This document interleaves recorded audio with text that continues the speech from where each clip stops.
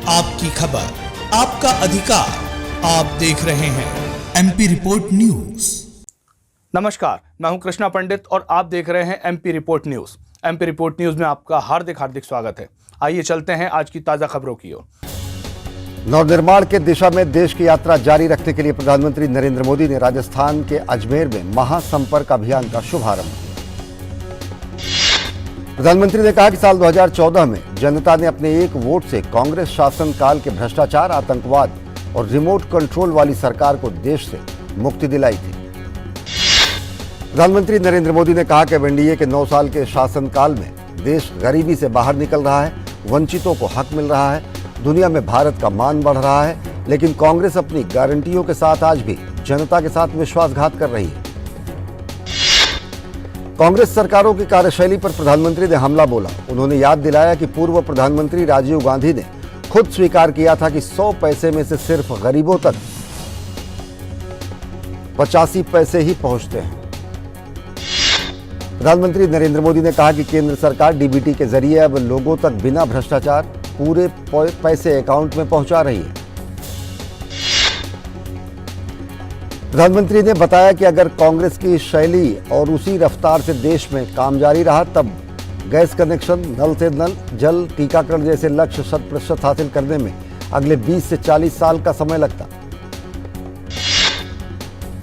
नई संसद पर कांग्रेस की सियासत का जवाब भी प्रधानमंत्री नरेंद्र मोदी ने दिया और कहा कि कांग्रेस की असली परेशानी गरीब के बेटे से है। प्रधानमंत्री ने अजमेर में रैली में से पहले तीर्थराज पुष्कर में ब्रह्मा जी के दर्शन किए और पूजन अर्चन किया। उन्होंने कहा कि तीर्थराज के आशीर्वाद की बदौलत देश में नवनिर्माण का दौर चल रहा है। केंद्र सरकार ने आज कैबिनेट की बैठक में कई अहम फैसले लिए। सहकारिता और हाउसिंग से जुड़े क्षेत्र में सरकार ने खास फोकस किया है। सूचना एवं प्रसारण मंत्री अनुराग सिंह ठाकुर ने फैसलों की जानकारी दी और कहा कि सहकारिता क्षेत्र में विश्व की सबसे बड़ी अन्न भंडारण योजना को मंजूरी दी गई है, जिस पर करीब 1 लाख करोड़ रुपए की लागत आएगी। ये विश्व में सबसे बड़ी अन्न भंडारण योजना होगी। अभी तक कुल भारत में 1450 लाख टन भंडारण की क्षमता है, लेकिन नए फैसले से भंडारण क्षमता में 700 लाख टन की बढ़ोतरी होगी। योजना के लिए सहकारिता मंत्रालय देश के विभिन्न राज्यों और संघ राज्य क्षेत्रों में कम से कम 10 चुने हुए जिलों में एक पायलट परियोजना चलाएगा।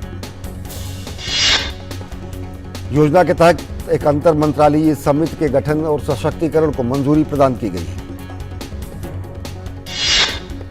कैबिनेट का दूसरा फैसला हाउसिंग सेक्टर से जुड़ा रहा। सरकार ने city investment to innovate, integrate and sustain के दूसरे चरण को शुरू करने का निर्णय लिया है। पहले हिस्से की तरह ही 3 इसके भाग रहेंगे और इसके ऊपर 1866 करोड़ रुपए का खर्च आएगा। सरकार द्वारा पहले से ही 12 चयनित शहरों में इनोवेटिव इंफ्रास्ट्रक्चर प्रोजेक्ट्स पर काम शुरू किया गया है।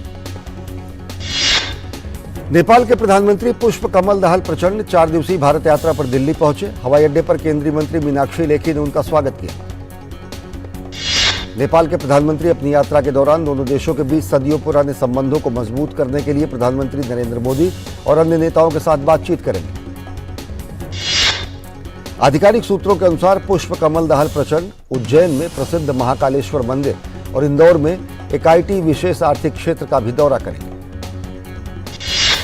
प्रचंड 31 मई से 3 जून तक भारत की आधिकारिक यात्रा पर हैं। दिसंबर 2022 में कार्यभार संभालने के बाद भारत की वह पहली द्विपक्षीय यात्रा पर आए। प्रचंड के साथ एक उच्च स्तरीय प्रतिनिधिमंडल भी है जो दोनों देशों के बीच द्विपक्षीय संबंधों को लेकर विस्तृत बातचीत करेगा। केंद्र की मोदी सरकार के 9 साल पूरा होने पर केंद्रीय मंत्री डॉक्टर जितेंद्र सिंह ने कहा कि पहले युवाओं को अवसरों की खोज में देश से बाहर जाना पड़ता था, लेकिन अब देश में ही हर चीज संभव है। दिल्ली सरकार के आबकारी घोटाले में पूर्व डिप्टी सीएम मनीष सिसोदिया की जमानत याचिका हाईकोर्ट ने खारिज कर दी है। हाईकोर्ट से याचिका खारिज होने के बाद बीजेपी ने आम आदमी पार्टी के नेताओं को कटघरे में खड़ा किया है। दिल्ली बीजेपी के अध्यक्ष वीरेंद्र सचदेवा ने कहा कि भ्रष्टाचार के केस में जब आम आदमी पार्टी नेताओं को जमानत नहीं मिल पा रही है तो मीडिया ट्रायल करके जनता को गुमराह कर रहे हैं। बीजेपी ने कहा कि सीबीआई की चार्जशीट में शराब माफिया और सिसोदिया के बीच 2.2 करोड़ रुपए के लेन देन और गोवा पैसा भेजने के सबूत हैं, तो केजरीवाल आखिर चुप क्यों हैं?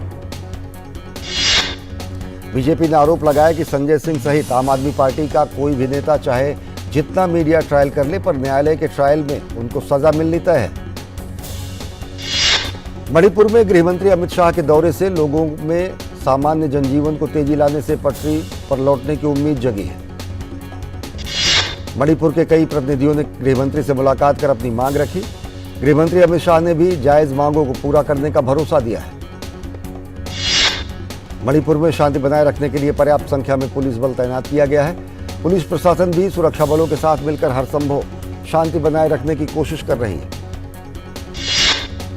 कई जगहों पर पुलिस के अलावा केंद्रीय सशस्त्र पुलिस बल के जवान शांति प्रयास में शामिल हैं।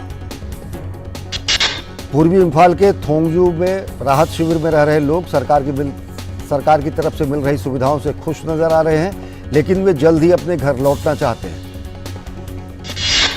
एनआईए ने कश्मीर घाटी में नए आतंकवादी ठिकानों पर और संगठनों पर कार्रवाई की है। आपत्तिजनक साहित्य समेत कई डिजिटल उपकरणों को जब्त किया गया है। लश्कर-ए-तैयबा, जैश-ए-मोहम्मद जैसे पाकिस्तान समर्थित आतंकवादी संगठनों से संबंध रखने वाले कैडर और ओवरग्राउंड वर्कर्स के ठिकानों की तलाशी ली गई है। वाराणसी में ज्ञानवापी स्थित श्रृंगार गौरी की नियमित पूजा के अधिकार मामले में हिंदू पक्ष के हक में फैसला आया है। अंजुमन इंतजामिया मसाजिद कमेटी की याचिका इलाहाबाद हाई कोर्ट ने खारिज कर दी है। वाराणसी की जिला अदालत में राखी सिंह और 9 अन्य महिलाओं ने पूजा के अधिकार के लिए सिविल वाद दायर किया था। अंजुमन इंतजामिया मसाजिद कमेटी वाराणसी ने वाद की पोषणीयता पर आपत्ति जाहिर करते हुए अर्जी दाखिल की थी कि कोर्ट को प्लेसेस ऑफ वर्शिप एक्ट 1991 के उपबंधों के तहत अदालत को वाद सुनने का अधिकार नहीं है। अंतर्राष्ट्रीय बाजार में कच्चे तेल की कीमतों में उतार चढ़ाव बना हुआ है। ब्रेंट क्रूड ऑयल का भाव फिसलकर $74 प्रति बैरल और WTI क्रूड $70 प्रति बैरल के करीब आ गया। शेयर बाजार में बुधवार को भारी गिरावट दर्ज की गई। BSE सेंसेक्स 346 अंक गिरकर 62,622 पर बंद हुआ। वैश्विक दबाव की वजह से घरेलू शेयर बाजार में गिरावट का रुख दिखा। निफ्टी भी 99 अंक फिसलकर 18,534 पर बंद हुआ। बाजार में आज 4 दिन बाद गिरावट दर्ज की गई। देश की अर्थव्यवस्था लगातार बेहतर प्रदर्शन कर रही है। बुधवार को जारी सकल घरेलू उत्पाद के आंकड़ों में भी अर्थव्यवस्था की उम्मीद से कहीं अधिक रफ्तार की झलक देखी जा सकती है। आंकड़ों के अनुसार जनवरी से मार्च 2023 की तिमाही में GDP की विकास दर 6.1% रही। ये रफ्तार पिछली तिमाही में 4.9% थी।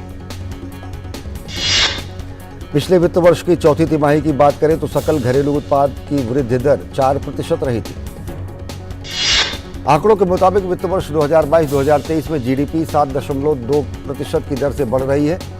GDP का ये आंकड़े विश्लेषकों के अनुमानों से कहीं बेहतर हैं। केंद्र सरकार राजकोषीय घाटा तय करने का लक्ष्य सीमित करने में कामयाब रही है। लेखा एवं महानियंत्रक ने केंद्र सरकार के 2022-2023 के राजस्व व्यय का आंकड़ा जारी किया है, जिसमें बताया गया है कि इस अवधि में राजकोषीय घाटा 6.4% रहा। गौरतलब है कि वित्त मंत्रालय के संशोधित अनुमान में राजकोषीय घाटा इतना ही रहने का लक्ष्य रखा गया था। उत्तर प्रदेश ने मुख्यमंत्री उद्यमी मित्र योजना के तहत चयनित उद्यमी मित्र के लिए 14 दिवसीय कार्यक्रम शुरू किया है। इसमें ओरिएंटेशन प्रोग्राम के दौरान कुल 26 ट्रेनिंग सेशन आयोजित किए जाएंगे। मेटा के स्वामित्व वाला व्हाट्सएप एंड्रॉइड पर बीटा टेस्टर के लिए बिजनेस के लिए स्टेटस आर्काइव नामक एक नया फीचर शुरू किया गया है। पिछले 5 वर्षों में Adani ports and special economic zone limited का राजस्व और IBI TDA 16 से 18% CAGR से बढ़ा है। अडानी पोर्ट्स ने वित्त वर्ष 2022-2023 में लगभग 27,000 करोड़ रुपए का रिकॉर्ड निवेश किया। इसमें लगभग 18,000 करोड़ रुपए के 6 प्रमुख अधिग्रहण और लगभग 9,000 करोड़ रुपए का ऑर्गेनिक कैंपेक्स शामिल है। भारत के प्रमुख फैशन डेस्टिनेशन में से एक मिंत्रा ने बताया कि वो ऐप पर नॉन मेट्रो शहरों से 1.5 करोड़ नए यूजर्स को अपने साथ जोड़ने की दिशा में बढ़ रहा है। उत्तर कोरिया ने अपना पहला जासूसी उपग्रह कक्षा में प्रक्षेपित करने का असफल प्रयास किया है। रॉकेट विफल होने के बाद उपग्रह सहित समुद्र में गिर गया। उत्तर कोरिया के विफल लॉन्च के बाद दक्षिण कोरिया और जापान के कुछ हिस्सों में आपातकालीन अलर्ट और संक्षिप्त निकासी चेतावनी जारी करनी पड़ी। जापान सरकार ने बाद में पुष्टि की कि उत्तर कोरिया का उपग्रह प्रक्षेपण विफल हो गया। रॉकेट कोरियाई प्रायद्वीप के पश्चिमी तट के पास गिरा। दक्षिण कोरियाई सेना ने उत्तर कोरिया के रॉकेट के टुकड़ों को हासिल किया है। जापान सरकार ने उत्तर कोरिया के रॉकेट प्रक्षेपण को संयुक्त राष्ट्र सुरक्षा परिषद के प्रस्तावों का खुला उल्लंघन करार दिया है। व्हाइट हाउस ने एक बयान में उत्तर कोरिया द्वारा जासूसी उपग्रह को अंतरिक्ष में लॉन्च करने के प्रयास की कड़ी निंदा की है। उत्तर कोरिया ने इस बीच पुष्टि की है कि रॉकेट के दूसरे चरण में खराबी के बाद उपग्रह प्रक्षेपण विफल हो गया, जिससे यान समुद्र में गिर गया। यूरोपीय संघ के मुख्य राजनयिक जोसेफ बोरेल ने मंगलवार को कोसोवो और सर्बिया के नेताओं से आग्रह किया कि वे हाल के दिनों में उत्तरी कोसोवो में अस्वीकार्य झड़पों और तनाव को तुरंत रोकने का काम करें। अमेरिका ने मंगलवार को कहा कि वो चीनी लड़ाकू जेट ने अंतर्राष्ट्रीय हवाई क्षेत्र में दक्षिण चीन सागर के ऊपर एक अमेरिकी सैन्य विमान के पास अनावश्यक रूप से आक्रामक युद्धाभ्यास किया। अमेरिकी सैन्य विमान के पास चीनी जेट ने किया आक्रामक युद्धाभ्यास और इससे अव्यावसायिक अवरोधन कहते हुए अमेरिका ने कहा कि वो इंडो प्रशांत क्षेत्र में सभी देशों से अंतर्राष्ट्रीय कानूनों का पालन करने के लिए हवाई क्षेत्र का उपयोग करने की अपेक्षा करता है। सबसे कम उम्र के महिला अरबपति और थेरानोस कंपनी के संस्थापक एलिजाबेथ होम्स अपनी 11 साल की जेल की सजा काटने के लिए अमेरिका के टेक्सास जेल पहुंची। पिछले साल कैलिफोर्निया में धोखाधड़ी के एक मुकदमे में होम्स को दोषी ठहराया गया और सजा सुनाई गई। ब्राजील के लुइस इनासियो लूला डी सिल्वा ने दक्षिण अमेरिकी देशों के एक दर्जन नेताओं के साथ शिखर सम्मेलन का उद्घाटन किया है। लूला के निमंत्रण पर लगभग एक दशक में यह पहली क्षेत्रीय सभा थी, जिसका उद्देश्य क्षेत्रीय मामलों में अपने देश की सक्रिय भूमिका को फिर से हासिल करना और हाल के वर्षों में पड़ोसियों के साथ रिश्ते सुधारना है। ब्रिटेन के प्रधानमंत्री ऋषि सुनक अगले सप्ताह अमेरिकी राष्ट्रपति जो बाइडेन से द्विपक्षीय मुलाकात करेंगे। इस दौरान वे आर्थिक संबंधों में सुधार और रूस के साथ संघर्ष में यूक्रेन के लिए सैन्य समर्थन को बनाए रखने पर चर्चा करेंगे। व्हाइट हाउस ने एक बयान में कहा कि दोनों नेता उत्तरी आयरलैंड की स्थिति पर भी चर्चा करेंगे, जहां 1 साल से अधिक समय से सरकार का गठन नहीं हुआ है। संयुक्त राष्ट्र मानवाधिकार प्रमुख वोल्कर तुर्क ने मंगलवार को कहा कि युगांडा का समलैंगिकता विरोधी कानून संविधान का उल्लंघन करता हुआ प्रतीत होता है। राष्ट्रपति योवेरी मुसेवनी द्वारा कानून में हस्ताक्षरित प्रस्ताव को दुनिया में सबसे कठोर कानूनों में से एक माना जा रहा है। प्रस्ताव में समलैंगिकता के लिए मृत्युदंड का प्रावधान किया गया है। मैक्सिको में एक आधिकारिक बयान में कहा गया है कि उत्तरी मैक्सिकन राजमार्ग पर सोमवार को हुई गोलीबारी में 10 संदिग्ध अपराधी मारे गए और 4 पुलिस अधिकारी घायल हो गए। मैक्सिको में अधिकारियों पर हमले के बाद सोमवार दोपहर झड़प हुई। गोलीबारी ऐसे समय हुई जब देश ड्रग कार्टेल से जुड़ी हिंसा और हत्याओं की दर में बढ़ोतरी से जूझ रहा है। संयुक्त राष्ट्र का कहना है कि यमन में खराब हुए टैंकर से 1.1 मिलियन बैरल तेल को बचाने का अभियान जल्द ही शुरू किया जाएगा। पूरी तरह से निजी क्षेत्र द्वारा संचालित पहला अंतरिक्ष यात्रियों का अंतर्राष्ट्रीय अंतरिक्ष स्टेशन पर 8 दिवसीय शोध मिशन को पूरा कर यात्री धरती पर लौट आए। 4 अंतरिक्ष यात्रियों में से पहली बार एक अरब महिला भी शामिल थी। स्पेसएक्स क्रू ड्रैगन कैप्सूल में बैठे अंतरिक्ष यात्रियों का दल 12 घंटे की वापसी उड़ान के बाद फ्लोरिडा के पनामा सिटी तट से सटे मैक्सिको की खाड़ी में पैराशूट के जरिए उतरा। रूस के रक्षा मंत्रालय ने कहा है कि कीव द्वारा भेजे गए और आम नागरिकों को निशाना बनाने वाले 8 ड्रोन को मार गिराया गया है। रूसी राष्ट्रपति व्लादिमीर पुतिन ने कहा कि यूक्रेन ने मॉस्को पर सबसे बड़ा ड्रोन हमला कर रूस को डराने और उकसाने की कोशिश की है। वहीं यूक्रेन ने रूस के आरोपों को पूरी तरह खारिज किया है। यूक्रेनी सरकार ने किसी भी तरह के ड्रोन हमले में शामिल होने से साफ इनकार किया है। अंतर्राष्ट्रीय परमाणु एजेंसी के प्रमुख राफेल ग्रॉसी ने जापोरिजिया की स्थिति को अत्यंत नाजुक और खतरनाक बताया है। उन्होंने कहा कि इस क्षेत्र में जारी सैन्य गतिविधियां निकट भविष्य में बहुत तेजी से बढ़ सकती हैं। बुरुंडी के विदेश मंत्री अल्बर्ट शिंगेरो के साथ एक बैठक में रूसी विदेश मंत्री सर्गेई लावरोव ने कहा कि जेलेंस्की का साथ देने वाले पश्चिमी देश यूक्रेन में नरसंहार का समर्थन कर रहे हैं। लावरोव ने दावा किया कि यूक्रेनी शांति योजना पूर्वी यूक्रेन और क्रीमिया में रूस से जुड़ी हर चीज को नष्ट कर देगी। तुर्की की राजधानी अंकारा में भारी बारिश और ओलावृष्टि से बाढ़ जैसी गंभीर स्थिति पैदा हो गई है। प्रचंड तूफान ने इटली के कार्बोनिया को प्रभावित किया है और शहर में नुकसान हुआ है। लोगों को काफी असुविधा का सामना करना पड़ रहा है। खेलो इंडिया यूनिवर्सिटी गेम्स में महिलाओं की 20 किलोमीटर रेस वॉक में पूनम कुमावत ने स्वर्ण पदक जीतने में सफलता पाई है। लड़कों के 5000 मीटर रेस का स्वर्ण पदक महात्मा गांधी यूनिवर्सिटी के आनंद कृष्णा ने अपने नाम किया है। लड़कियों की 5000 मीटर रेस में स्वर्ण पदक बेंगलुरु यूनिवर्सिटी की पूनम ने जीतने में सफलता पाई है। नौकायन में महिलाओं की 500 मीटर LW2 XF में गुरु नानक यूनिवर्सिटी ने स्वर्ण पदक अपने नाम किया है।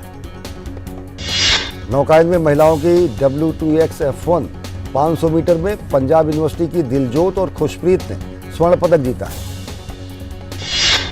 नौकायन में M1XF1 500 मीटर रेस में चंडीगढ़ यूनिवर्सिटी मोहाली के हरविंदर सिंह चीमा ने स्वर्ण पदक जीता है। नौकायन में W4F1 500 मीटर में केरल यूनिवर्सिटी ने स्वर्ण पदक जीता है। वेटलिफ्टिंग में पुरुषों के 67 किलोग्राम भार वर्ग में तेजस दत्तात्रेय ने स्वर्ण पदक अपने नाम किया है।